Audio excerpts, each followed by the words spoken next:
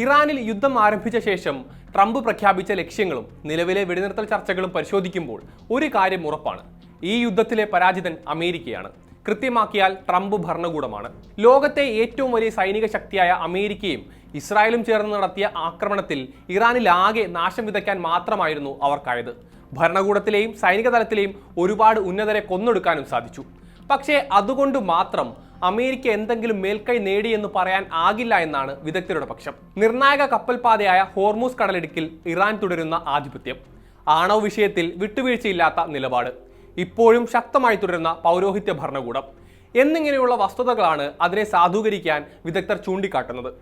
മാത്രമല്ല, ഈ വിഷയങ്ങൾ മുൻനിർത്തി യുദ്ധത്തിൽ ഭൗമരാഷ്ട്രീയമായോ നയതന്ത്രപരമായോ ഒരു നേട്ടവും ഉണ്ടാക്കാൻ ട്രംപിന് സാധിച്ചിട്ടില്ല എന്നും അവർ വാദിക്കുന്നുണ്ട്. ഇറാനുമേൽ സമ്മർദ്ദം ചെലുത്താനും അതിനെ ദുർബലപ്പെടുത്താനുമായിരുന്നു ട്രംപ് ആഗ്രഹിച്ചത്. എന്നാൽ സംഭവിച്ചത് മറിച്ചാണ് എന്നാണ് റോയിട്ടേഴ്സിന്റെ കറസ്പോണ്ടന്റായ മാറ്റ് സ്പെറ്റൽനിക് പറയുന്നത്. ഇസ്രായേലിന്റെ വാക്ക് കേട്ടുണ്ടാക്കിയ സംഘർഷം യുഎസിനും അതിന്റെ ഗൾഫ് സഖ്യകക്ഷികൾക്കും പ്രതീക്ഷിച്ചതിലും കൂടുതൽ ദോഷം വരുത്തിയേക്കാമെന്നും സ്പെറ്റൽനിക് വ്യക്തമാക്കുന്നുണ്ട്. സാമ്പത്തികമായും സൈനികമായും ഇറാന് നാശനഷ്ടങ്ങൾ സംഭവിച്ചിട്ടുണ്ട് എങ്കിലും ഹോർമൂസ് കടലിടുക്കിലെ സ്വാധീനം ഉപയോഗിച്ച് ആഗോള എണ്ണ വിതരണത്തെ ഭീഷണിയിലാക്കാൻ സാധിക്കുമെന്ന് ഇറാൻ ഇതിനോടകം തെളിയിച്ച് കഴിഞ്ഞതാണ്.